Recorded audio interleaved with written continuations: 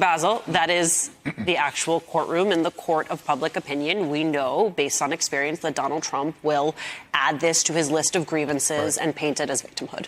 Right. That's why, when Michael was talking earlier, it made me think of something I talk to my students about in many ways, that there are different types of power.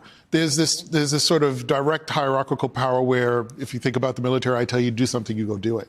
But then there's the power of just my presence, just me being in the room or not in the room. That influence causes you to act because you want to support me. You want me to benefit from your action. That is an extraordinary amount of power that Donald Trump knows very well how to utilize. He doesn't have to be in the room. In his civil fraud trial. That's right. He doesn't have to be in the room. He doesn't even have to say it through his lips. He just has to be able to sort of send a signal, whether it's to Jack Smith in his attack on Jack Smith, or just the fact that he has engaged Trumpism in the way that has turned it into a cult, where the folks who support him will just act anyway. Yep. And that's what's so scary. Look, I think Tim's point earlier is correct in that this largely upholds Judge Chutkan's, the basis of her decision. But to go to some of the comments that were made, let me go to the glasses for a second.